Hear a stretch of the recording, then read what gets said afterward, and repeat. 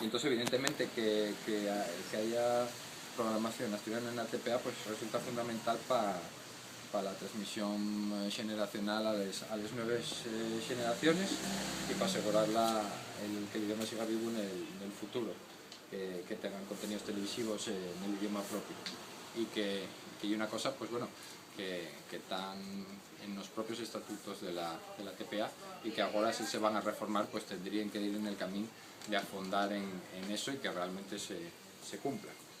Y en el informe, como hicimos en el otro, pues bueno, faise una comparativa de qué es lo que no se fae aquí y lo que sí se fae en otros lados que se fae relativamente bien.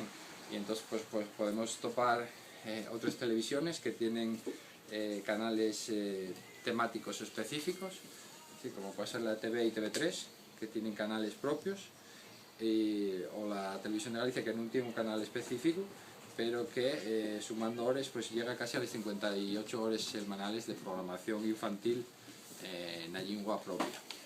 También ponemos siempre un ejemplo de la última de estas televisiones de proximidad que se creó, que es la de BBC Alba para el gaélico en Escocia, una lengua muy minorizada que falan unos pocos decenas de miles de personas y que, bueno, es un ejemplo claro de una televisión que se crea como una herramienta de normalización de esa lengua, de intentar salvar esa lengua. Y en esa canal, que solo emite 8 horas al día, pues el 25% de la programación, 2 de esas horas diarias, el 25% son de programación infantil, por lo que demuestra pues, la importancia que tiene en el caso de salvar la lengua gaélica, pues bueno, la importancia que da que llegue un 4% de esa programación. Cuestión, yo creo que interesante, y bueno, también lo comentaste tú, y es que puestos a que exista una programación infantil en la televisión asturiana, no tiene mucho sentido que esa programación fuera en castellano, porque competir con las cadenas que entren por el cable y que están 24 horas al día emitiendo programación infantil lleva una batalla perdida absolutamente. De manera que nunca existen garantías de éxito, pero la garantía de fracaso sería ponerse a competir con Disney Channel o con Nickelodeon, etcétera y tal, ¿no? Entonces ahí la especificidad, o sea, la circunstancia de que tuviera, de que usara como vehículo de expresión la lengua asturiana esa programación infantil, bueno, podía suponer una marca de distinción que llamara un poco a la audiencia también. Yo lo que no me parece que tenga sentido una programación en castellano en una televisión autonómica modesta como es la asturiana, porque evidentemente está condenado a tener una audiencia mínima, ¿no? Insignificante. Comentabas también que una programación en asturiano, no solo infantil, ¿no? Pero bueno, infantil como lo demás, que es también un mecanismo de crear puestos de trabajo, en cierta manera, de fomentar una industria audiovisual que de momento no existe.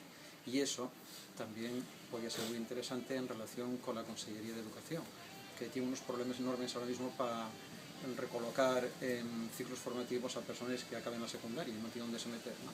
Bueno, pues ahí existe también otra posibilidad de ir de la mano la Consellería de Educación y la radiotelevisión asturiana a la hora de crear esas escuelas de doblaje o esas escuelas de, ¿no? Incluso de asesoría lingüística, no sé cómo decirlo, ¿no? Para una programación en asturiano. Gracias por un poco el paralelismo, ¿no? La cosa ahí que estaba leyendo la historia del teatro asturiano, ¿no? Y cómo nació el teatro costumbrista y tal. Entonces resulta que hay un paisano en Madrid, que por lo visto tenía relación con el teatro naturalista de la época, 1900 y tal. Entonces a partir de ahí ya contacta con los del centro asturiano, los del centro asturiano empiezan a proponer obras y luego ya la Chinemelas recoge también un poco el testigo y tal, ¿no? Entonces, bueno, la historia del doblaje sigue una cosa un poco parecida, y que evolucionamos muy poco en 100 años. En realidad el primer doblaje parte de Madrid, parte con actores asturianos, pero que están en Madrid, y luego ya alguien aquí coge el testigo y tal, ¿no? La historia del doblaje está perfectamente explicada aquí, la terrible historia, lo que comentabas tú antes y tal. Pero bueno, yo lo que conozco, sobre todo la empresa que trabajé, que se hicieron 3 largometrajes y 2 de dibujos animados.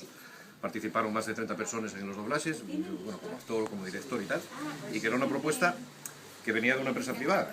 Entonces, no entiendo por qué hay un punto que en Asturias no acaba de gañar nada nunca. Y en todo a favor, hay muchos años de profesión, porque bueno, esto de la profesión de actor lleva reclamándose el doblaje desde que se creó el sindicato de actores en el año 1992, o sea, como una estalla de trabajo necesaria para sobrevivir de actor o de actriz aquí en Asturias y tal. Hai unha, bueno, a lingua asturiana existe desde fai mucho, hai medios de produción, hai tal, e non acaba por unha cuestión de voluntad política, sobre todo, de guañar nada ni de producir nada, ¿no? En ese sentido, nada, yo añadir a todo lo que expusisteis que, joder, una estadía de trabajo que es necesaria para nosotros también, dentro de nuestro labor. El teatro ya lo mismo también, non acaba de guañar, pero ya é necesario empezar a falar de tres cosas. Ya non é el grupo de teatro que empieza a hacer, que fai unha cosa de flor de un día e resulta que está en una tal. Estamos falando ya de la cultura como un sector estratégico, e dentro dese sector estratégico ten que estar el doblaxe, ten que estar el teatro, ten que estar todo como un conxunto, pues, a traballar por la cultura y por la dignificación del idioma en este país, ¿no?